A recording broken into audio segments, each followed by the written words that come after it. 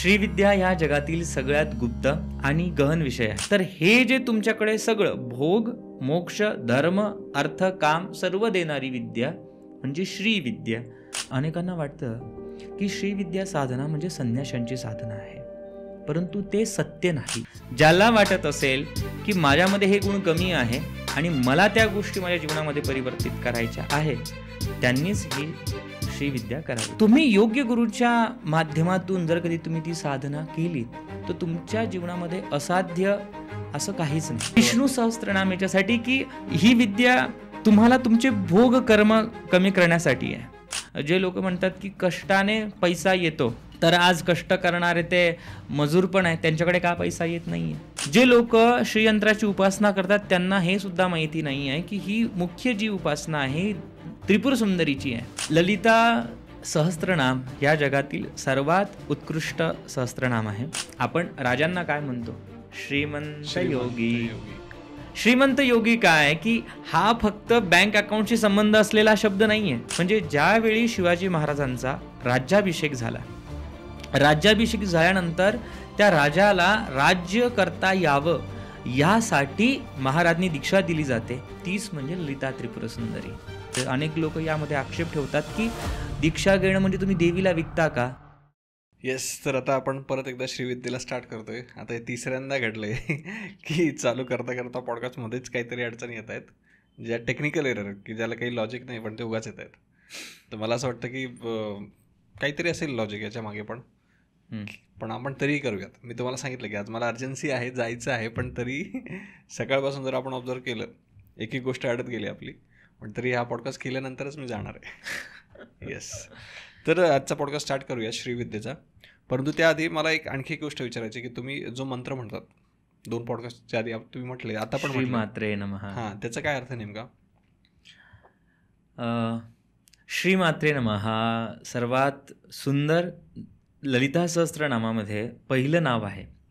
ललिता त्रिपुर सुंदरी जिचे 1000 नावं, त्यापैकी पहिलं नाव श्रीमाता. तर प्रत्येकाच्या हृदयामध्ये एक चैतन्य आहे. तर त्या चैतन्यरूपी तुमच्यामध्ये असलेल्या त्या चैतन्यरूपी श्रीमाताला माझा नमस्कार, हा त्याचा अर्थ होतो. आणि आपण श्रीविद्येबद्दलच बोलतोय वाटतं. हो, नक्कीच. आणि जसं प्रत्येक संप्रदायामध्ये वेगवेगळे नियम असतात. कोणी जय श्री राम म्हणतं, कोणी जय गुरुदेव म्हणतं. तसं श्रीविद्यामध्ये जर कधी तुम्हाला दुसऱ्यांशी भेटायचं असेल तर महामंत्र हाच आहे, श्रीमात्रे नमः. ओके, आणि आपण आधी श्री या शब्दाबद्दल पण येऊयात की त्याच्या मागे काय लॉजिक आहे. नक्कीच. आणि श्रीविद्येमध्ये त्याचं काय स्थान आहे? आजचा विषय हा खूप गहन आहे आणि मला तरी असं वाटतं की आपला हा पहिला व्हिडिओ आहे श्रीविद्येवरील मराठीमध्ये, पण आधीचे 2 पण पहिलेच असतील. हो, नक्कीच. तर श्रीविद्या हे खूप गहन आणि खूप डीप, अगदी गुप्त ब्रह्मांडीय विद्या आहे. जोपर्यंत जगदंबा स्वतः त्या गोष्टीला परमिशन नाही देत तोपर्यंत तुम्ही त्यावरती चर्चा नाही करू शकत. तर आपण ह्या सर्व गुरुमंडळाला आज प्रार्थना करून ह्या विद्येला सुरुवात करू. मी नेहमी म्हणतो की हे जे काही नॉलेज आहे हे माझं नाही आहे, हे सगळं गुरु परंपरेतून मला मिळालेलं हे ज्ञान आहे. आणि हा जो विषय आहे तंत्र, मंत्र किंवा श्रीविद्या, हा समजून सांगण्यासाठी अनेक शास्त्र आहेत, वेगवेगळे ग्रंथ आहेत, पण आपण शास्त्र आधार घेतो आहे पण त्याचा उल्लेख नाही करत आहे. कारण की हा महाराष्ट्रातील ह्या जनतेसाठी की ज्यांना याच्याबद्दल काही लॉजिक नाही आहे, काही त्यांना माहिती नाही आहे, अशांसाठी आपण हा सर्वसामान्य भाषेमध्ये करतो आहे. तर म्हणून एकदा आपण त्या जगदंबेचं आज आवाहन करूया आणि आपला जे काही ज्ञानसत्र आहे, चर्चासत्र आपण सुरू करूया. शंकरं शंकराचार्यं केशवं बादरायणं सूत्रभाषं कृतं वन्दे भगवन्तः पुनः पुनः. चतुर्भुजे चंद्रकलावतांसे कुचोन्नते कुङ्कुमरागशोणे पुण्ड्रेक्षुपाशां कुशपुष्पबाणहस्ते नमस्ते जगदेकमाता, नमस्ते जगदेकमाता. श्री गुरुभ्यो नमः.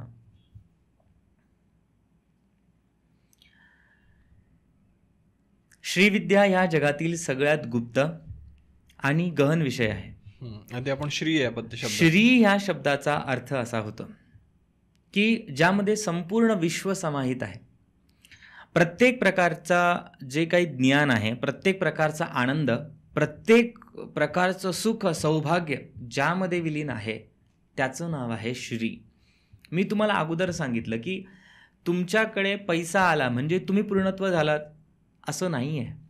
बरेच असे लोक आहेत ज्यांच्याकडे आज लाखो पैसा आहे, करोडो प्रॉपर्टी आहे, पण ते पूर्ण नाहीत. ठीक आहे, आतापर्यंतचे किती लोक आलेत, राजे महाराजे आलेत, मंत्री आलेत, पण सर्व माती झालेत, शून्य झालेत. पण आपल्याला अशी श्री पाहिजे किंवा अशी महालक्ष्मी पाहिजे की जी चिरकाल टिकेल. ठीक आहे, आणि म्हणून जे सर्व गुणसंपन्न, सर्व वैभव प्रदान करणारी जी विद्या आहे किंवा जो अक्षर आहे ते म्हणजे आहे श्री. म्हणूनच या विद्येला श्री विद्या म्हटलं जातं. अजून मी तुम्हाला यामध्ये एक सांगेल की छत्रपती शिवाजी महाराज, छत्रपती शिवाजी महाराजांच्या काळामध्ये सोबत औरंगजेब हा किती पैशावाला होता, किती त्याच्याकडे सर्व गोष्टी होत्या. पण तेवढं असूनही आपण कधी ऐकलंय का की औरंगजेबला काही एखादी उपाधी दिली? आपण राजांना काय म्हणतो? श्रीमंत योगी. श्रीमंत योगी काय की हा फक्त बँक अकाउंटशी संबंध असलेला शब्द नाहीये. हा शब्द तुम्हाला गुणवान संपन्न, गुणाशी सुद्धा संबंधित आहे. म्हणजे तुमचं वैभव, गुण, चारित्र्य ह्या गोष्टीला रिप्रेझेंट करणारं आहे. म्हणून श्री विद्या हा श्रीचा मुख्य अर्थ होतो. म्हणून याला श्रीविद्या म्हणतात. असं पण म्हणतात ना, जशी श्रींची इच्छा. जशी श्रींची इच्छा. हे याच्यासाठीच की एक चैतन्य आहे, एक ब्रह्मांडीय ऊर्जा आहे जी तुमच्यासाठी काय योग्य आहे हे व्यवस्थित करतं. म्हणून श्रींची इच्छा आपण अगदी आनंदाने म्हणतो. आणि बाप्पाला सुद्धा श्रीमंत म्हणतात. आपल्या पुण्यामध्ये आहे श्रीमंत दगडूशेठ. तर श्रीची व्याख्या म्हणजे सर्वगुण संपन्न अशी श्री की ज्याच्यावरून तुमच्या सगळ्या गोष्टी तिथे चालतात.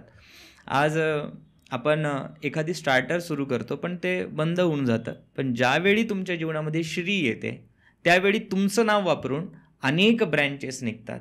तुम्ही गेल्यानंतरही ते नाव चिरकाल असतं. अशी विद्या म्हणजे श्रीविद्या. लकीली आपल्या चॅनलचं नाव श्रीमंत आणि आपल्या भेटण्यामागे काहीतरी लॉजिक असेलच.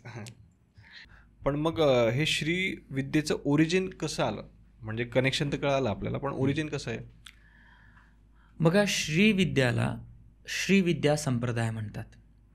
संप्रदाय म्हणजे काय की गुरुपासून शिष्यापर्यंत आला. ही ब्रह्मविद्या असल्याने आजवर गुप्तच होती.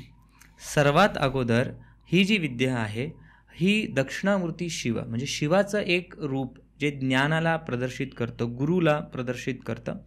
दक्षिणामूर्ती शिवांपासून ही विद्या नंदीकडे आली आणि बरेच लोकांकडे शास्त्रसंबंध असा आहे की ही विद्या इंद्राकडे आली, चंद्राकडे आली, अग्नीकडे आली, सूर्याकडे आली, मनु ज्यांच्यापासून आपण मनुष्य म्हटलं जातं त्यांच्यापर्यंत आली, कुबेरमध्ये आली.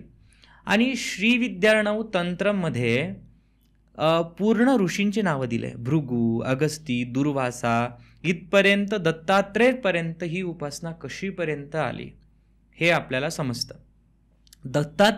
दक्षिणामूर्ती शिवांकडून ही विद्या भगवान दत्तात्रेयांकडे आली. आणखी फेमस यामध्ये गुरु शिष्याची परंपरा हयग्रीव, जे ललिता सहस्त्र ब्रह्मांड पुराणामध्ये हयग्रीव ही ललिता सहस्त्रनाम सांगता आहेत अगस्ती ऋषींना. हयग्रीवांनी ही साधना यांना समजवली, अगस्ती ऋषींना समजवली. आणि अगस्ती ऋषींच्या पत्नी लोपामुद्रांनी ही विद्या आपल्या पतीला प्रदान केली. ही कन्सेप्ट सर्वसामान्यांना समजण्यासारखी खूप काही आहे. अनेक लोक आपल्यावरती आक्षेप करतात की आपल्या धर्मामध्ये स्त्रीला फक्त एक साईडच ठेवल्या गेलं. परंतु पूर्वीचं शास्त्र इतकं प्रगल्भ होतं की एका पतीला आपल्या स्वतःच्या पत्नीकडून दीक्षा मिळणं हे खूप सौभाग्य आहे. आणि लोपामुद्रा आणि भगवान अगस्ती ऋषींनी ही साधना सर्वांपर्यंत पोहोचवली. आज दक्षिण भारतामध्ये खूप मोठा श्रीविद्या संप्रदाय हा लोपामुद्रा आणि अगस्ती ऋषींमुळेच आहे. आणि ह्याच परंपरेनुसार जे गृहस्थ लोक आहेत ज्यांचं लग्न झालेलं आहे, अनेकांना वाटतं की श्रीविद्या साधना म्हणजे संन्याशांची साधना आहे, परंतु ते सत्य नाही. श्रीविद्येमध्ये 2 प्रकारे पूजा होतात. एक म्हणजे सृष्टिक्रम, एक म्हणजे संहारक्रम. संहारक्रम म्हणजे ही सृष्टी शेवटी विनाशाला जाणार आहे, लयाला जाणार आहे, ही भावना मनात ठेवून साधना करणं. आणि त्याचे खूप नियम आहेत. वैराग्य वगैरे धारण करणं खूप गरजेचं आहे. परंतु ही साधना संन्यासी लोक करतात, ही आपल्यासारखे सर्वसामान्य लोक करू शकत नाही. सृष्टीक्रमानुसार सर्व गृहस्थ लोक साधना करतात आणि जितकं महत्त्व एका पुरुषाला आहे तितकंच महत्त्व श्रीविद्येमध्ये स्त्रीला आहे. येस, तर आपण आपल्या मुद्द्यावरती येऊया की श्रीविद्या जी आहे तिचं ओरिजिन कसं आहे. म्हणजे आधी आपण डिस्कस केलं, पण थोडंसं डिटेलमध्ये जाऊयात. नक्कीच. बघा, श्रीविद्या ही ब्रह्मांडीय साधना मी तुम्हाला सांगितली. विज्ञानसुद्धा म्हणतं की आपली जी बुद्धी आहे ही फक्त आपण 15% किंवा 20%च वापरतो. आणि ह्या सृष्टीमधलं सर्व रहस्यमय काही असेल तर तो आहे मानवीय मेंदू, आपलं स्वतःचं शरीर. आतापर्यंत कित्येक शेकडो वर्ष निघून गेले, विज्ञान संशोधनं आपल्या शरीरावरतीच करत आहे. अजूनही ते संशोधन परिपूर्ण झालेलं नाही आहे, अजूनही संशोधन चाललं आहे. म्हणजे इतकं रहस्य आपल्या मानवीय मेंदूमध्ये आहे. तर ह्या मेंदूला पूर्ण समजून घेणं, ह्या मेंदूला पूर्ण प्रकाशित करणं, ह्या मेंदूचा किंवा आपल्या बुद्धीचा योग्य वापर करणं, स्वतःचं आत्मतत्व ओळखण्यासाठी ह्या विद्येला म्हणूनच श्रीविद्या म्हटलं गेलं आहे. बघा, नाव बघा, श्रीविद्या. मुख्यतः हे जे नाव आहे हे माता ललिता त्रिपुरसुंदरीचं हे नाव आहे. आता हिचं ओरिजिन तुम्ही शोधण्याचा जर कधी प्रयत्न केला तर अनेक असे ग्रंथ आहेत की त्या ग्रंथामध्ये आपल्याला याचा उल्लेख सापडतो. जसं की त्रिपुरा रहस्य नामक एक ग्रंथ आहे. त्रिपुरा रहस्यामध्ये भगवान दत्तात्रय श्री परशुरामांना देवी ललिता त्रिपुरसुंदरीबद्दल सांगतायत. याची कथा आहे. ही कथा खूप रोचक आहे. ब्रह्मांडा पुराणामध्ये सुद्धा देवीच्या उत्पत्तीची कथा सांगितलेली आहे. ती कथा अशी आहे की आपल्या सर्वांना माहिती आहे की भगवान शिव हे साधनेला बसलेले होते, तपसाधनेला बसलेले होते. आणि तारकासुराने वर मागितला होता की शिवशक्तींच्या पुत्रापासून माझा वध व्हावा. त्यासाठी आता शिव तर तपाला बसले, त्यांना कोण हटवणार. त्यावेळी ब्रह्मदेवांनी ते कार्य कुणाला दिलं? कामदेवांना दिलं. कामदेवांनी काय केलं? शिवांची तपस्या भंग करण्याचा प्रयत्न केला. त्यावेळी त्यांचं तिसरं नेत्र उघडून कामदेव तिथे भस्मीभूत झाले. बाकीचा सगळा वृत्तांत आपल्याला माहिती आहे की नंतर शिव पार्वती विवाह झाला, नंतर कार्तिकेयनी तारकासुराला मारलं वगैरे वगैरे. नंतर गणपतीची उत्पत्ती झाली. गणपतीचं ती कथा प्रत्येकाला माहिती आहे. कालांतराने काय झालं, गणपती ज्या ठिकाणी कामदेवाचं भस्म झालेलं आहे त्या ठिकाणी गणपती बाप्पा खेळत खेळत पोहोचले. ठीक आहे. आणि त्या ठिकाणी पोहोचल्यानंतर त्यांनी त्यांची जी भस्म आहे, जी रक्षा आहे त्यांच्या शरीराची कामदेवाची, त्याच्यापासून एक पुतळा तयार केला. आणि पुतळा तयार केल्यानंतर त्यांनी माता पार्वतीला विनंती केली की तुम्ही याच्यामध्ये चैतन्य द्यावं, शेवटी ती शक्ती आहे. आणि माता पार्वतींनी भगवान शिवांना प्रार्थना केली की तुम्ही याला जिवंत करावं.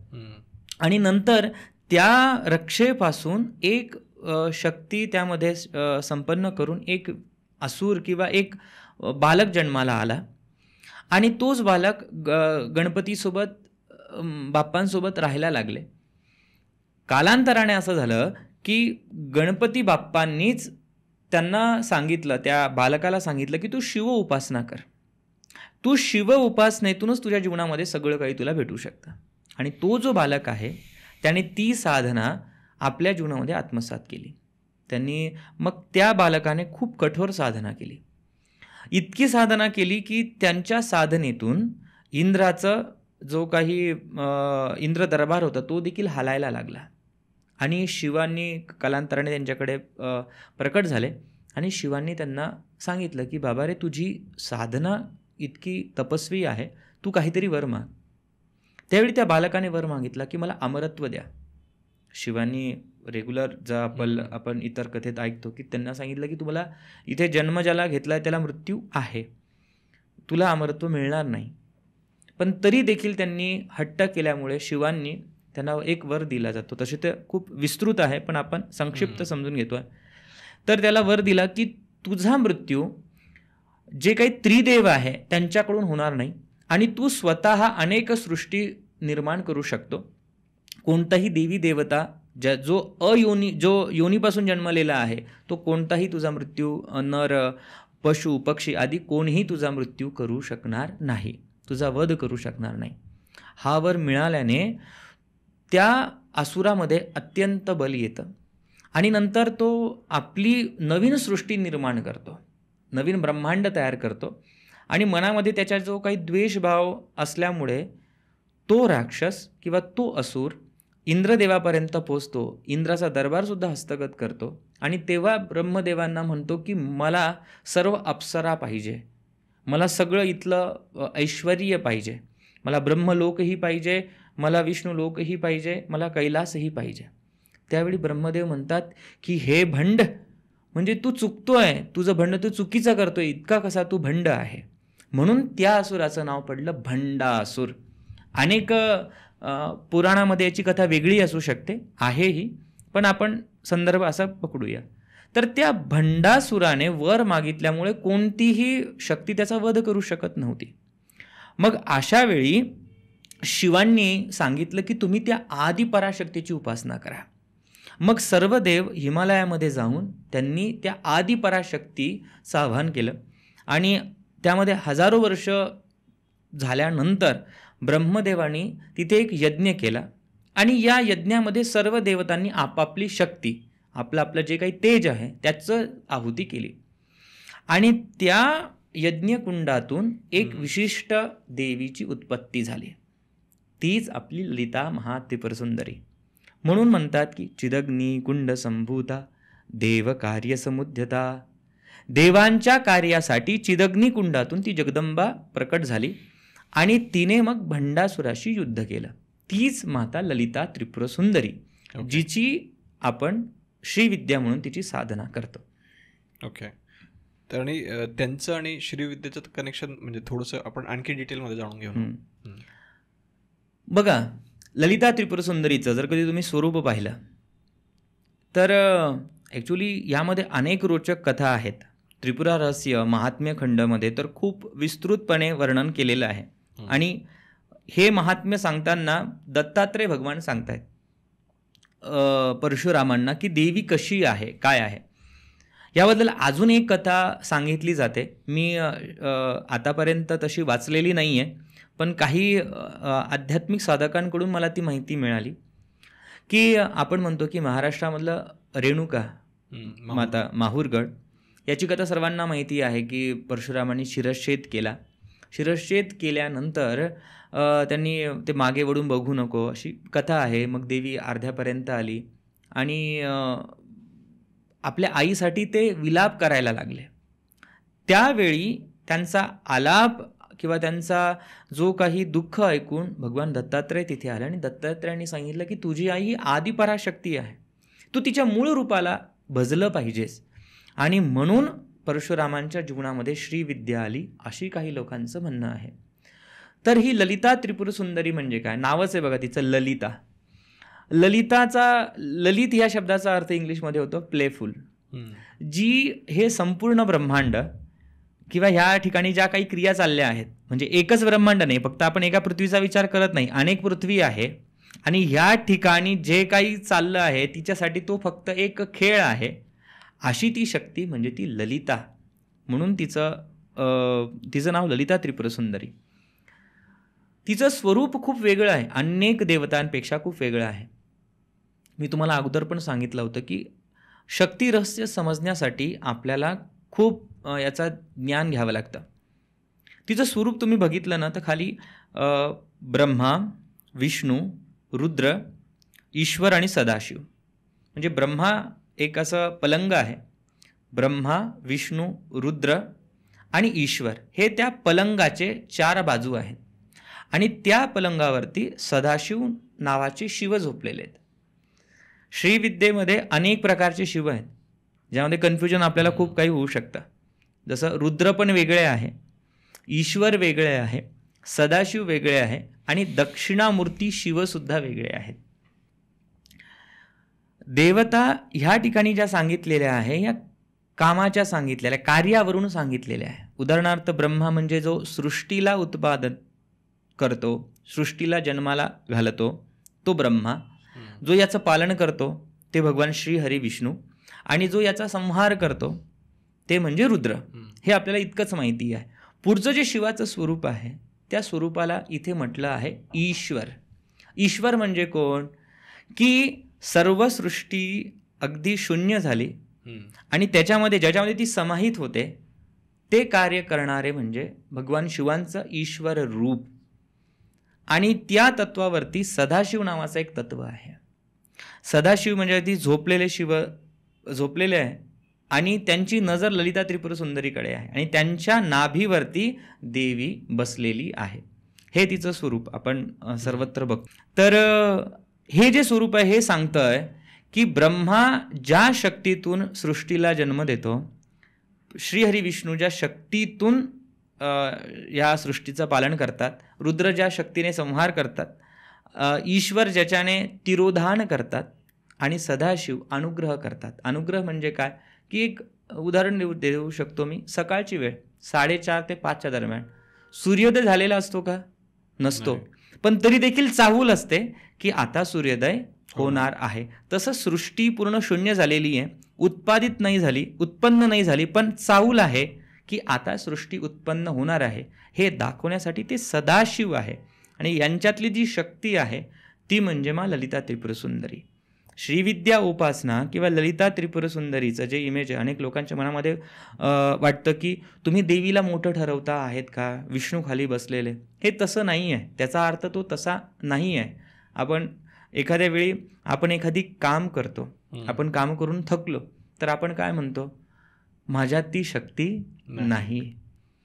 आज आपण इथे या सगळ्या गोष्टी बोलतोय पण ह्यामध्ये पण एक शक्ती आहे, एक डाटा आहे, एक इलेक्ट्रिसिटी आहे, एक एनर्जी आहे, तीच या थ्रू पास होते आहे. पण ती एनर्जी दिसते आहे का? नाही.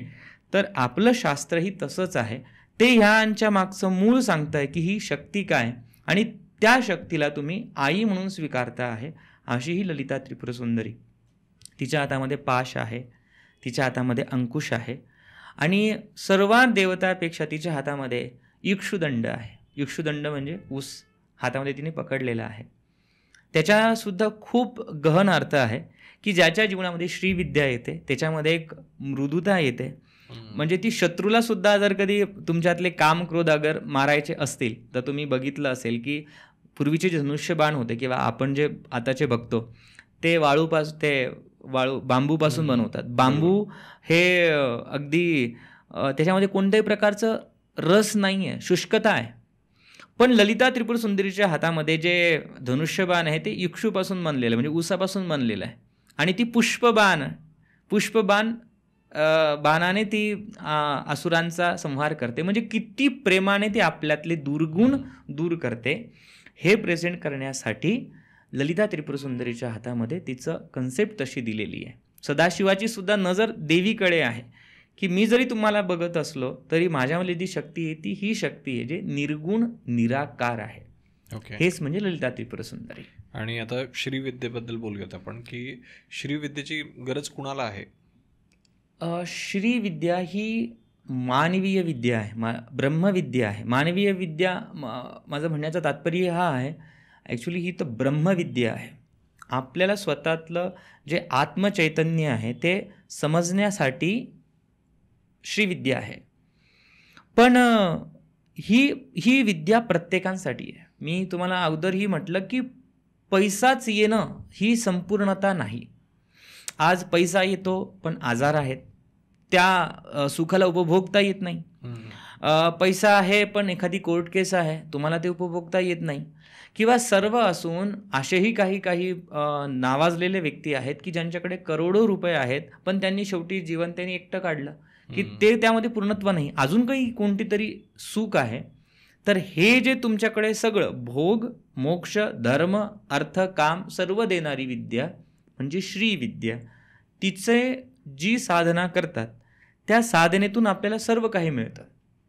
असं नाही आहे की तुम्हाला प्रॉपर्टी पाहिजे म्हणून तुम्ही श्रीविद्या करतात, नाही, तसं नाही आहे. तुम्ही एखाद्या ठिकाणी गेलात किंवा तुम्ही अगदी मी छोटंसं उदाहरण देतो. तुम्ही कधी लग्नाला गेले आहात का कोणाच्या? त्या ठिकाणी बफे असतं, तुम्ही गेलेले आहात तर तुम्ही असं म्हणता की बफेमध्ये गेल्यानंतर मला बफेला तिथे खायला भेटतं म्हणून मी लग्नाला जातो, असं आहे का? नाही. तुम्ही तिथे गेला तर तिथे ते सगळ्या गोष्टी इन्क्लूड आहे. तसं श्रीविद्यामध्ये ह्या सर्व विषय इन्क्लूड आहे. ॲक्च्युली हे खूप जनरल उदाहरण आहे. आपण श्रीविद्या ही खूप श्रेष्ठतम विद्या आहे, तिला आपण ह्या उदाहरणामध्ये बांधू म्हणजे नाही सगळ्या शकत. गोष्टींवरती वन स्टॉप सोल्युशन असं म्हणू शकतो. एकच आहे आणि ही माणसाचं पूर्ण परिवर्तन करते. ही काही आत्तापासूनची विद्या नाही, हजारो वर्षापूर्वीची ही विद्या आहे. तिची हिस्ट्री खूप वेगळी आहे आणि तिची परंपरा सुद्धा खूप आहे. ओके. आणि जर एखाद्याला उपासना करायची असेल तर थोडंसं डिटेलमध्ये. सगळ्यात अगोदर मी तुम्हाला एक श्लोक सांगतो आणि कोणती दशमहाविद्यापैकी कोणती महाविद्या ज्याला करायची असेल त्यांनी ह्या श्लोकावरती चिंतन करावं. तो श्लोक असा आहे की उत्साह साहसम धैर्य बुद्धी शक्ती पराक्रम षडेते यत्र तिष्ठन्ति तत्र देवोपि संस्थितः. म्हणजे काय? ज्याच्यामध्ये उत्साह आहे, ज्याच्यामध्ये साहस आहे, ज्याच्यामध्ये धैर्य आहे, ज्याच्यामध्ये बुद्धी आहे आणि ज्याच्यामध्ये शक्ती आहे, या 6 गोष्टी जिथे आहे तिथेच देव आहे, तिथेच देवी आहे. ज्याला वाटत असेल की माझ्यामध्ये हे गुण कमी आहे आणि मला त्या गोष्टी माझ्या जीवनामध्ये परिवर्तित करायच्या आहे, त्यांनीच ही श्रीविद्या करावी. पण मग मला सांगा की अशी कोणी व्यक्ती नाही आहे का की जे समजा आपल्या सगळ्यांच्याच परिचयाचे आहेत की ज्यांनी श्रीविद्येचा वापर केला होता, समजा इतिहासात असतील किंवा काय? वापर करण्यापेक्षा मी असं म्हणेल की ते उपासक होते. ओके. आणि आपल्या महाराष्ट्राचं आराध्य दैवत छत्रपती शिवाजी महाराज यांचं मी उदाहरण देईल.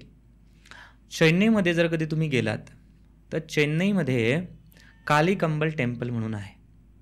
ठीक आहे, कालिका अंबल, त्याचं अपभ्रंश म्हणून कालिकंबल मंदिर आहे. त्याबद्दल असं तिथे प्रमाण आहे की तिथे जी देवीची मूर्ती आहे ही खूप उग्र, देवी कालीचं रूपाची ती मूर्ती होती आणि त्या मूर्तीमध्ये प्रचंड उग्रता होती. आणि जेव्हा महाराज त्या साईडला पोहोचले तर जेव्हा त्यांना हा विषय समजला तेव्हा त्यांनी माता कालिकेची पूजा केली आणि ती पूजा बाला त्रिपुर सुंदरी रूपात त्यांनी केली. बाला त्रिपुर सुंदरी म्हणजे ललिता त्रिपुर सुंदरीचं सूक्ष्म रूप, अगदी 9 वर्षाची मुलगी म्हणजे प्राणशक्ती ललितेची. तर त्यांनी ललिता रूपात, बाला त्रिपुर सुंदरीच्या रूपात त्या कालीचं मूर्तीची पूजा केल्याने ती मूर्ती पूर्णतः परिवर्तित होऊन आज अगदी सात्विक रूपामध्ये ती आहे. आणि देवीच्या लेफ्ट हातामध्ये आजही तो त्रिशूळ आहे जो ह्या गोष्टीची साक्ष देतो की ही मूर्ती कालीची आहे. आता ती मूर्ती ललितेमध्ये परिवर्तित झालेली आहे. म्हणजे ज्यावेळी शिवाजी महाराजांचा राज्याभिषेक झाला, राज्याभिषेक झाल्यानंतर त्या राजाला राज्य करता यावं यासाठी महासाम्राज्ञी दीक्षा दिली जाते, महाराज्ञी दीक्षा दिली जाते, तीच म्हणजे ललिता त्रिपुर सुंदरी. हाच आपला इतिहासातला सर्वात मोठा लेखाजोखा असलेला सर्वात मोठा पुरावा. आणि याचा असं काही पुरावा आहे का की महाराज तिथे गेले होते किंवा काय? त्या ठिकाणी जर तुम्ही गेलात, त्या मंदिरामध्ये तुम्ही गेलात, मी जेव्हा त्या ठिकाणी गेलो त्यावेळी तिथे फोटो लावलेला आहे आणि त्यांच्याकडे ते रेकॉर्ड्स आहे. फक्त फरक आहे की ते इंग्लिश आणि तमिळ भाषेमध्ये आहे. आणि गुगल सर्च जर कधी तुम्ही केलं तर त्या ठिकाणी तुम्हाला त्याची माहिती व्यवस्थितरित्या भेटू शकते. ओके. पण मग या विद्येचा आणि महाराजांचा काही असं संबंध? संबंध म्हणण्यापेक्षा की ही विद्या सर्व काही देणारी आहे आणि जे काही महान व्यक्ती झाले त्यांनी सुद्धा शक्ती उपासना केली. आपल्याला अगोदरपासून माहिती आहे की महाराज हे शाक्त होते. आजही अगोदर जय भवानी येतं, नंतर जय शिवाजी येतं. त्या शिवाई देवीच्या कृपेमुळेच शिवाजी नाव त्यांना प्राप्त झालं महाराजांना. तर शाक्त परंपरामध्ये हा नियमच आहे की तुम्हाला राज्याभिषेक झाल्यानंतर तुम्हाला प्रजेचं पालन जशी ती जगदंबा करते, ललिता त्रिपुर सुंदरी करते, तो भाव तुमच्यामध्ये आला पाहिजे. आणि मी अगोदरही म्हटलं की असामान्य कार्य करण्यासाठी तुम्हाला त्या शक्तीची आराधना करणं गरजेची असते. म्हणून ते सुद्धा श्रीविद्या उपासक होते हे आपल्याला समजू शकतं यामध्ये. आणि तंजावर जे आपल्याला सर्पोजीराजे भोसले त्यांचे काका शहाजी भोसलेंचे भाऊ हे यांचं घराणंच तंजावरला होतं. आज तुम्ही गुगल सर्च केलं तर तंजावूर मराठी फॅमिली आजही तिथे आहे. आणि तंजावूर तर पहिल्यापासून तिथे अशा काही देवता आहे ज्या श्रीविद्येमधल्या मुख्य देवता आहे. आणि त्याच भोसले घराणे यांनी कला आणि तिथल्या साहित्यांना संरक्षण दिलं आणि तिथूनच ती विद्या त्यांच्यापर्यंत आली असावी असा माझा समज असावा. बरं, मला सांगा की ही जी श्रीविद्या आहे, हम्म. महाविद्या आहे, याच्यामध्ये आणखी अशा कुठल्या गोष्टी आहेत की ज्या महत्त्वाच्या असतात? बघा, श्रीविद्या साधना डायरेक्ट होत नाही. तुम्ही सरळ देवीची उपासना तुम्हाला करता येत नाही. कारण की काय, ही एक आत्मविद्या आहे. ठीक आहे, तुम्हाला एक नॉमिनल, तुम्ही आज ज्या वातावरणामध्ये आहे ते तत्व समजण्यासाठी तुम्हाला ते अनेक त्याचे आयाम दिलेले आहे. तसे याचे अनेक क्रम आहे. जशी सगळ्यात अगोदर तुम्हाला गुरुदीक्षा होते, तुम्ही त्या परंपरेत असणं खूप गरजेचं. अनेक लोक यामध्ये आक्षेप ठेवतात की दीक्षा घेणं म्हणजे तुम्ही देवीला विकता का, तर तसं नाही आहे. दीक्षेचे 3 प्रकार आहेत. दीक्षा म्हणजे काय असतं exactly? दीक्षा म्हणजे काय, तुम्हाला मंत्राचा अधिकार प्राप्त होतो. म्हणजे ते तुम्हाला ज्ञान प्रदान करतं आणि तुमच्या पापाचं क्षलन करतं. सर्वसामान्यामध्ये जर कधी आपण याचा अर्थ समजला तर दीक्षेचे 3 प्रकार आहेत. एक असते मांत्री दीक्षा, एक असते शक्तिपात दीक्षा आणि तिसरं असते शांभवी दीक्षा. तर मांत्री दीक्षा म्हणजे काय, तुम्हाला गुरु कानामध्ये मंत्र उपदेश करतात, तो मंत्र अधिकार तुम्हाला प्राप्त होतो. आणि दुसरी जो दीक्षा आहे शक्तिपात दीक्षा, ही सद्गुरू आणि आज शक्तिपात दीक्षा देणारे अत्यंत कमी आहे. म्हणजे खूप कमी. महाराष्ट्रामधलं सर्वात ज्येष्ठ आणि श्रेष्ठ नाव परमपूजनीय श्री गुळवणी महाराज यांना शक्तिपाताचार्य म्हटलं आहे. तर ते जे दीक्षा द्यायचे हे शक्तिपात दीक्षा अंतर्गत होतं. आणि तिसरी जी आहे शांभवी दीक्षा, आज बरेच ठिकाणी त्यावरती बोललं जातं. ही एक योगिक क्रिया आहे, तुम्हाला गुरुच्या अंतर्गतच शिकावी लागते. तर मांत्री दीक्षा होऊन तुम्हाला जो त्या मंत्राचा अधिकार प्राप्त होतो, की तो अनुभव ज्या परंपरेतून तुम्ही आला आहात, जसं आज आपण इथे बसलेलो आहोत, तुम्हाला वायफाय यूज करायचा आहे, जोपर्यंत तुम्ही तिथे पासवर्ड नाही टाकणार तोपर्यंत तुम्हाला कनेक्ट नाही होणार. एकदाच तुमच्यामध्ये ते इंटरनेट कनेक्ट झालं तर तुम्ही एव्हरीथिंग त्यामध्ये पॉसिबल आहे, करू शकता. जो डाटा तुम्हाला घ्यायचा तो बघू शकता. तसं तुम्ही ज्या गुरु परंपरेत आहेत ते गुरु तुम्हाला काही उपदेश करतात, त्यानुसार तुम्हाला पुढचं जे काही रस्ता आहे तो क्लिअर दिसतो. तुम्हाला सगळं काही समस्याचे अनेक क्रम आहे. जसे महागणपती, आपण जी साधना करतो ती परशुराम कल्पसूत्र आधार, या परशुराम कल्पसूत्रा जो ग्रंथ आहे त्याच्या आधारानेच आपण साधना करतो. असं ही ब्रह्मांडीय साधना असल्याने, ब्रह्मविद्या असल्याने याला खूप नियम आहेत. पण तुम्ही योग्य गुरूच्या माध्यमातून जर कधी तुम्ही ती साधना केलीत तर तुमच्या जीवनामध्ये असाध्य असं काहीच नाही. तुम्ही सर्व काही साध्य करू शकता, अशी ही साधना आहे. ओके. आणि याच्यामध्ये श्रीयंत्र असं काहीतरी असतं का? नक्कीच. बघा, मी तुम्हाला अगोदर सांगितलं की मंत्र म्हणजे काय, तर त्या देवतेचा किंवा त्या देवीचं सूक्ष्म रूप आहे. ठीक आहे. आणि यंत्र म्हणजे काय, तर त्या देवतेचं कारण शरीर आहे, तिथली ती ऊर्जा आहे. श्रीयंत्राचं तुम्ही एक डायमेन्शन जर कधी बघितलं तर ते अशा मेरूपृष्ठी जर कधी पाहिलं तर ते जसं एखादी पर्वत आहे त्यानुसार तुम्हाला दिसेल.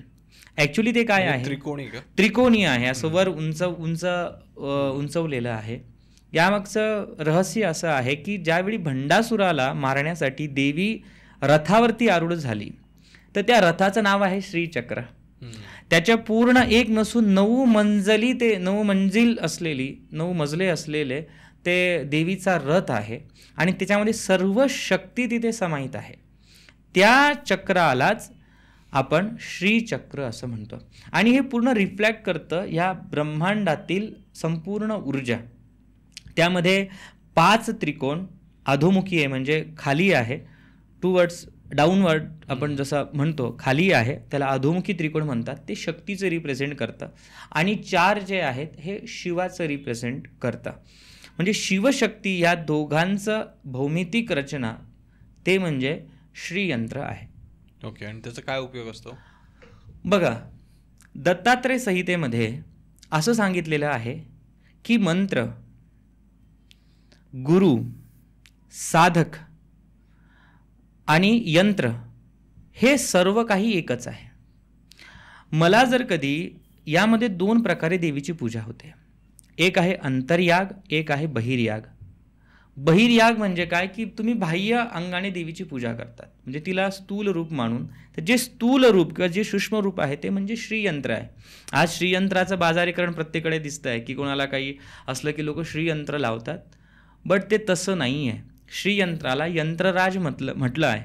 त्याचा अधिकार प्रत्येकाला नसतो. त्याची विशिष्ट पूजा पद्धती आहे, त्यानुसार आपल्याला त्याची साधना उपासना करावी लागते. त्याचे 9 चक्र आहे, त्याला आपण काय म्हणू शकतो, 9 आवरण त्याचे आहे, 9 पटल आहेत. आणि ह्या पटलानुसार तुम्हाला सगळ्या काही त्याची आराधना पूजा करावी लागते. त्यालाच श्रीयंत्र म्हटलेलं आहे. ओके. आणि जर समजा एखाद्याला घ्यायचं असेल किंवा काय, मग श्रीयंत्र सगळ्यात अगोदर मी सांगितलं की तुम्हाला असं ते परचेस करता येत नाही. त्यासाठी अनेक नियम आपल्या शास्त्रामध्ये सांगितलेले आहे. आणि आजकाल तर मार्केटमध्ये कुठेही गेलं तर तुम्हाला भांड्यांच्या दुकानामध्ये सुद्धा श्रीयंत्र मिळतं, पण ते तसं नाही आहे. त्या शक्तीला तुम्हाला सांभाळण्याची ऊर्जा, तुम्हाला व्यवस्थित त्याचे बरेच सगळ्या गोष्टी माहिती असलं पाहिजे. आम्ही नेहमी म्हणतो की भूक लागली तर तुम्हाला भाकर खावी लागेल, तुम्हाला पोटाला भाकरी बांधून होणार नाही. तसं ही विद्या तुम्हाला स्वतः आत्मसात करणं खूप गरजेचं आहे. श्रीयंत्राचं रहस्य जर कधी प्रत्येक व्यक्ती समजू शकला, तुम्ही एक विचार करा, आज श्रीयंत्र कन्सेप्ट आज गुगलवरती तुम्ही सर्च केलं तर तुम्हाला खूप त्यावरती संशोधन लोकांचं दिसेल. आणि त्याचे जे 9 पटल आहेत, त्याचे जे 9 आवरण आहेत, हे जीवनातलं सर्व सुख काही प्रदान करतात. उदाहरणार्थ पहिलं जे चक्र आहे, ज्याला तुम्हाला 4 साईडला जे भूपूर दिसतं, 4 दरवाजे दिसतात, त्याला म्हटलं आहे त्रैलोक्य मोहन चक्र. जे लोक श्रीयंत्राची उपासना करतात त्यांना हे सुद्धा माहिती नाही आहे की ही मुख्य जी उपासना आहे त्रिपुर सुंदरीची आहे. त्याचा आणि लक्ष्मीचा संबंध नाही. लक्ष्मी ही वेगळी देवता आहे आणि ललिता त्रिपुर सुंदरी वेगळी देवता आहे. तर त्याच्यातलं जे पहिलं जे चक्र आहे त्याचं नाव आहे त्रैलोक्य मोहन चक्र. आज आपण बऱ्याच वेळा बघतो की आकर्षण शक्ती खूप कमी असते लोकांमध्ये, मोहन शक्ती कमी असते. जे लोक म्हणतात की कष्टाने पैसा येतो, तर आज कष्ट करणारे ते मजूर पण आहेत, त्यांच्याकडे का पैसा येत नाही आहे? लक्ष्मी फक्त भगवान श्रीहरी विष्णूंकडे का गेली? कारण की विष्णू म्हणजे काय, आकर्षण आहे. लक्ष्मीला नक्कीच तुम्ही पुरुषार्थाने जिंकू शकता, परंतु तिला आकर्षित करता आलं पाहिजे. मग हे जे काही चक्र आहे, जेव्हा तुम्ही श्रीयंत्रातलं त्या त्रैलोक्य मोहन चक्राचं जेव्हा तुमच्याकडून पूजन होतं, तुमच्यामध्ये ती मोहन शक्ती, ते अट्रॅक्शन पॉवर तुमच्यामध्ये विकसित होते. दुसरं जे चक्र आहे त्याचं नाव आहे सर्वाशा पूरक चक्र, सर्व आशा पूर्ण करणारं चक्र. मला घर पाहिजे, मला बंगला पाहिजे, माझी हे जे काही इच्छा आहे, हे जे काही तुमच्या आशा आकांक्षा आहे, हे जे काही चक्र पूर्ण करतं, हे दुसऱ्या प्रकारचं ज्या ठिकाणी 16 तुम्हाला पद्म दिसतात त्याला सर्वाशापूरक चक्र असं म्हटलेलं आहे. नंतर तिसरं जे चक्र आहे ते असतं 8 पाकळ्यांचं. आपण फोटो सर्वांना शेअर करूया जेणेकरून लोकांना ते समजेल. ह्या 8 पाकळ्यांच्या चक्राला सर्व संक्षोभण चक्र म्हटलेलं आहे. हे चक्र काय करतं, तुमच्या जीवनातलं दुःख आणि दैन्य दूर करतं. दुःखाची कन्सेप्ट हीच नाही आहे की फक्त मला त्रास होतो आहे.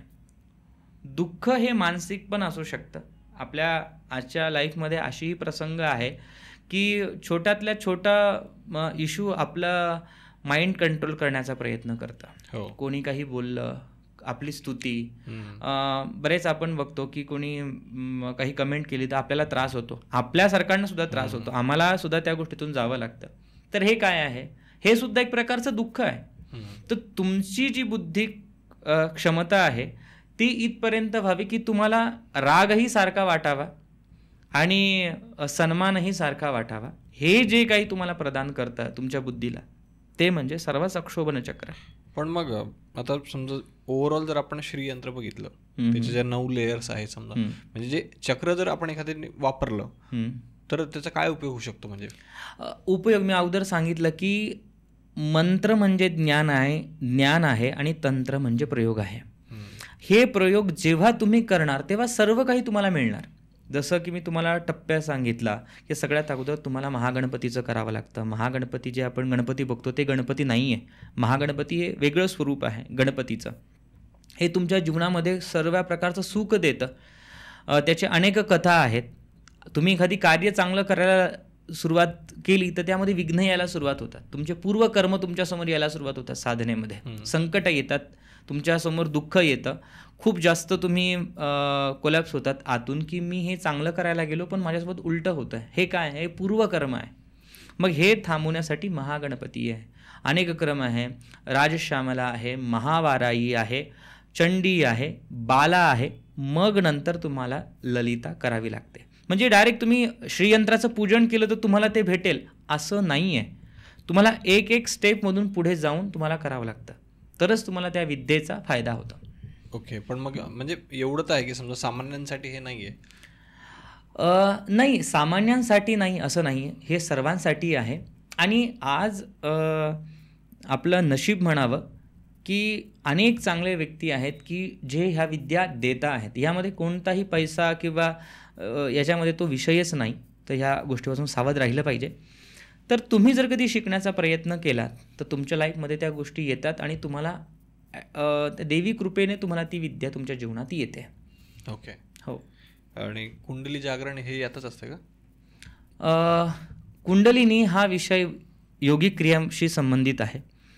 श्रीविद्येमध्ये सुद्धा कुंडलिनीशी खूप जवळचा संबंध सांगितलेला आहे. मी तुम्हाला अगोदर सांगितलं की बहिर्याग, ललिता सहस्त्रनामामध्ये एक ओळ आहे, अंतर्मुख समाराध्या बहिर्मुख सुदुर्लभा, की जिची उपासना तुम्ही अंतर्मुख होऊन पण करू शकता किंवा बाह्य रूपाने सुद्धा करू शकता.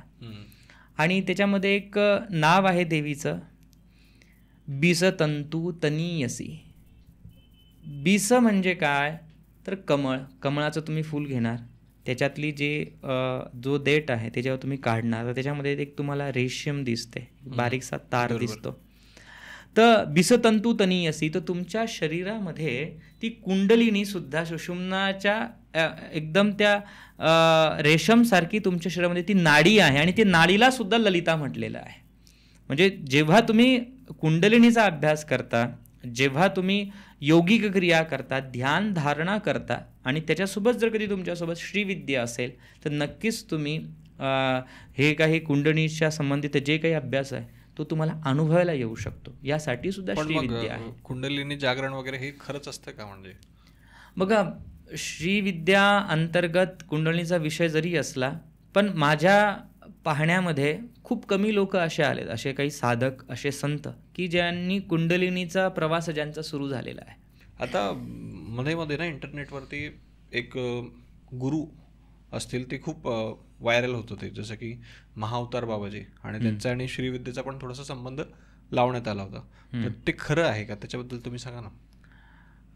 नक्कीच, कारण की मी अगोदर पण सांगितलं की ही ब्रह्मविद्या आहे. मी कोण आहे हे ओळखण्यासाठी श्रीविद्या सांगितली गेली. आणि महाअवतार बाबाजी ॲक्च्युली हे खूप मोठे योगी आहेत. त्यांच्याविषयी खूप कमी माहिती लोकांना आहे. आपल्याला फक्त एवढंच माहिती आहे की लहरी महाशयांना त्यांनी क्रियायोगाची दीक्षा दिली. क्रियायोग म्हणजे काय? आपल्या श्रीविद्येमध्ये अनेक पूजा पद्धती आहे. पहिला आहे दक्षिणाचार, दुसरा आहे कौलाचार, तिसरा आहे समयाचार. समयाचार ही पद्धत अशी आहे की तिथे तुम्हाला जे श्रीयंत्र आहे तेच तुमचं शरीर आहे. तुम्हाला तिथे फूल, पान, पत्ता, यंत्र कसलीच गरज पडणार नाही आहे.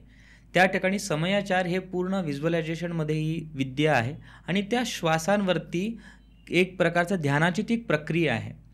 आणि ह्या प्रक्रियेशी अत्यंत जवळचा संबंध क्रियायोगाचा आहे. आणि हीच महाअवतार बाबाजींनी श्रीविद्याच आपल्या समयाचार पद्धतीतून त्यांनी जनसामान्यात पोचवली असं काहींचं मत आहे. वास्तविक पाहता क्रियायोग हा अत्यंत गुप्त आहे. तो ही एक ध्यानाची परम अवस्था आहे, ती समजणं, त्यावरती चर्चा करणं, यामध्ये मला तरी असं वाटतं खूप मोठा हा विषय आहे. पण नक्कीच श्रीविद्या आणि महाअवतार बाबाजींचा खूप जवळचा संबंध आहे. आणि जोपर्यंत तुम्ही श्वासाला नाही समजून घेत, श्वासाची क्रिया नाही समजून घेऊ शकत, तोपर्यंत तुम्ही तुमच्या त्या शरीरातील देहातल्या ऊर्जेला समजू नाही शकत. म्हणून श्रीविद्या आणि महाअवतार बाबाजी हो नक्कीच संबंध आहे, जवळचा संबंध आहे. ओके. आणि श्रीविद्येमध्ये एक महत्त्वाचा मुद्दा असा वाचला होता मी, की गुरु शिष्य परंपरेला खूप महत्त्व आहे. तर नक्कीच. त्याबद्दल काय सांगाल? ललिता सहस्रनामामध्ये एक नाव आहे गुरुमंडल रूपिणी. वरतून तिचं दुसरं ललिता सहस्रनामामध्ये एक नाव आहे कुलांगणा कुलंतस्था कौलिनी कुलयोगिनी. ती एक तिला एक व्याख्या दिलेली आहे. भास्कर राय सुरी ह्या महान साधकांनी ललिता सहस्त्रनाम हे अत्यंत पवित्र देवीचं स्तोत्र आहे, त्यावरती भाष्य केलं आहे. भाष्य केलं आहे म्हणजे काय, की श्रीमाता याचा अर्थ काय, कौलिनीचा अर्थ काय, त्रिपुर सुंदरी याचा अर्थ काय, असं सगळं 1000 नावांचं म्हणजे 1000 नावांचं समजून त्यांनी सांगितलंय. त्यामध्ये त्यांनी सांगितलं की कुलवधूसारखी त्रिपुर सुंदरी आहे. पूर्वी एक परंपरा होती की कुलवधू कधी घराच्या एक हॉल असायचा, उंबरठ्याच्या बाहेर जाणार नाही, हॉलमध्ये असलं तरी तिच्यासाठी एक जागा असायची, तिच्यातूनच ती बघायची. म्हणजे ही जी विद्या आहे कुलांगणा कुलंतस्था ही आपल्या कुलमध्येच राहते. सुमेधा नावाचे ऋषी होते.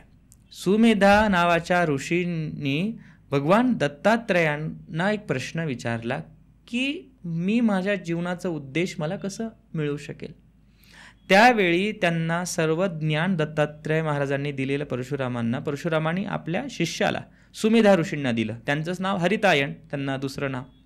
तर ह्या सुमेधा ऋषींनी काय केलं, जेव्हा परशुरामांनी त्यांना बाला त्रिपुर सुंदरीचा मंत्र भगवान परशुरामांनी त्यांना दिला. मल्लिकार्जुन म्हणून एक शक्तिपीठ आहे, 12 ज्योतिर्लिंगापैकी एक. त्या ठिकाणी भ्रमरांबा, भ्रमरादेवी, भ्रामरी देवी अशा नावाने तिथे एक शक्तिपीठ आहे. तर त्या शक्तिपीठामध्ये सुमेधा ऋषींनी ललिता त्रिपुर सुंदरीच्या बाल रूपामध्ये, जिला आपण बाला त्रिपुर सुंदरी म्हणतो, शिवाजी महाराजांनी ज्या स्वरूपामध्ये साधना केली, त्यांनी सुमेधा ऋषींनी तिची उपासना केली.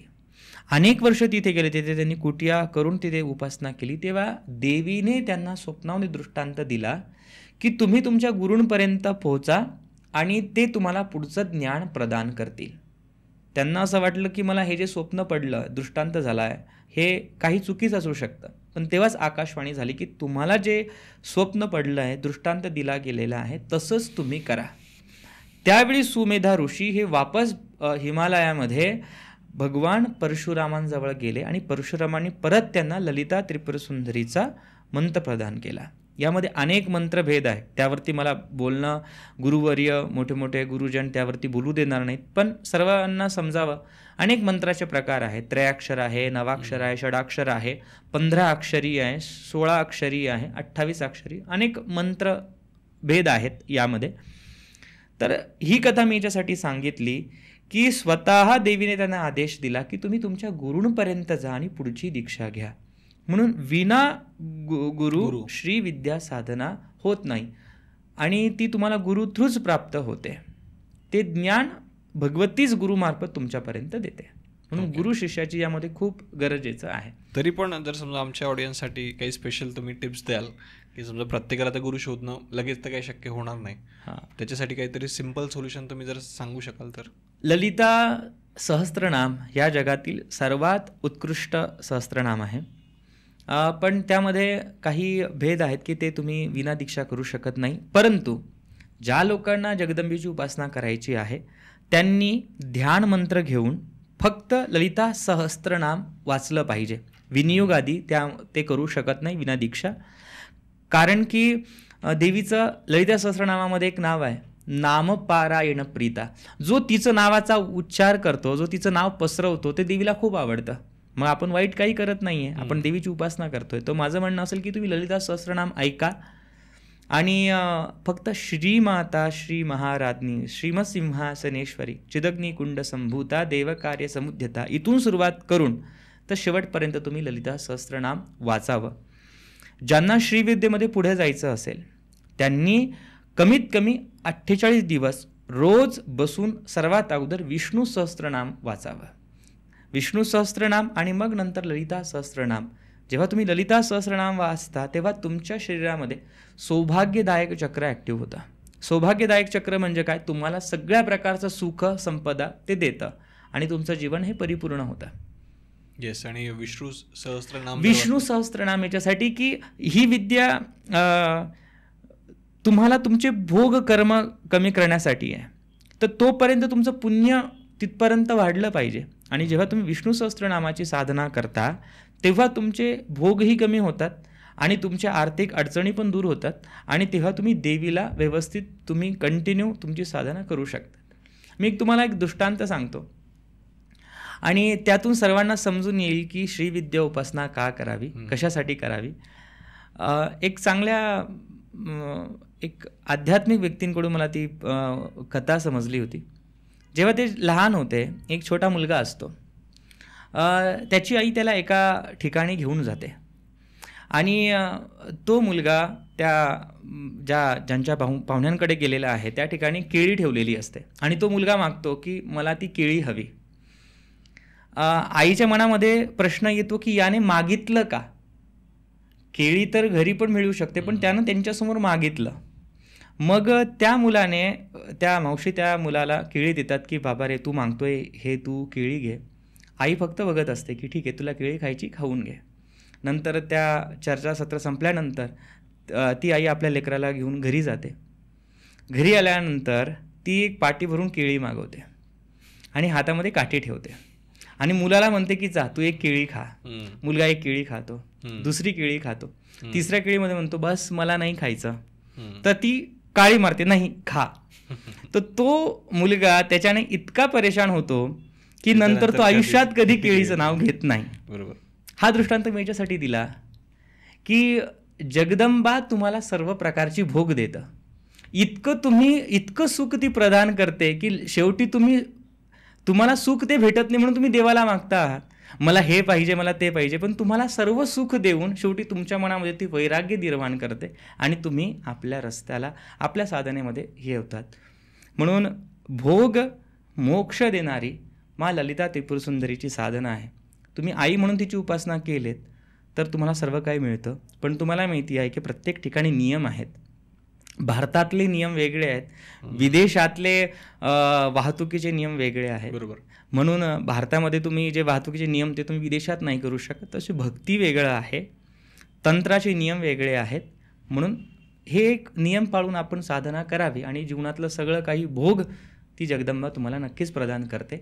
सर्वात सुंदर ज्या लोकांना ललितेविषयी अट्रॅक्शन आहे त्यांनी श्री सूक्ताचा पाठ जरूर करावा. कारण की श्री नाव स्वतः त्रिपुर सुंदरीचं नाव आहे आणि हेच माता महालक्ष्मीला तिने स्वतःचं नाव वरदान म्हणून दिलेलं आहे. म्हणूनच श्री सूक्तम. त्रिपुरा रहस्यामध्ये तर इंद्राला सुद्धा ब्रह्मांनी सांगितलं की तुम्ही श्री सूक्ताचा पाठ करा, तेव्हा ती ललिता प्रकट होईल. म्हणून योग्य गुरूंकडनं जे काही तुमचे गुरुजी परिचयाचे असतील, तुम्हाला अधिकार असेल तर नक्कीच तुम्ही श्रीसूक्त शिकून घ्या आणि त्याचा पाठ करा. लक्ष्मी रूपात अखंड तुमच्याकडे ललिता त्रिपुर सुंदरी आपल्या घरी येईलच. नक्कीच येईल. येस, आणि याच पॉईंटवरती आपण हा जो पॉडकास्ट आहे तो एंड करूयात. आणि लोकांचे काही जर प्रश्न असतील तर तुम्ही सगळ्यांनी तुमचे जे काही प्रश्न असतील ते कमेंट्समध्ये नक्की टाका, म्हणजे त्याची उत्तरं जे असतील ते आम्हाला देता येतील. आणि लवकरच आम्ही याच्या पुढचा जो टॉपिक असेल तो थोडासा सिक्रेट ठेवतो आहे, तो आम्ही डायरेक्टली एपिसोडच्या रूपात तुमच्या सगळ्यांसमोर आणू. थँक्यू सो मच एव्हरीवन आजचा हा पॉडकास्ट पूर्ण पाहिल्याबद्दल. जर या पॉईंटला जर तुम्ही हा व्हिडिओ पाहतात म्हणजे 100% तुम्ही या टॉपिकमध्ये इंटरेस्टेड आहात, म्हणून या व्हिडिओला लाईक करा आणि जे काही तुमचे जवळचे लोक असतील त्यांच्या सगळ्यांपर्यंत हा व्हिडिओ नक्कीच पोहोचा. आणि सगळ्या शेवटी श्रीमंत स्टुडिओला श्रीमंत स्टुडिओला सबस्क्राईब करायला विसरू नका. येस, तर थँक्यू सो मच मयुरेशजी, धन्यवाद पुन्हा एकदा एवढे युजफुल एपिसोडसाठी धन्यवाद. श्री मात्रे नमः. श्री मात्रे नमः. नमस्कार, जय श्री कृष्ण. महाराष्ट्रातील सर्व बंधू आणि भगिनी आणि माझ्या सर्व जनतेला खूप खूप आभार, धन्यवाद की आपल्या सर्व मंत्र तंत्र आणि सर्व दशमहाविद्यांच्या व्हिडिओला सर्वांनी खूप चांगला प्रतिसाद सर्वजण देत आहेत. तर ह्या व्हिडिओमध्ये अनेक लोक कमेंट करतायत की अनेकांनी दशमहाविद्या त्यांना शिकायची आहे, त्यांना समजून घ्यायचं आहे.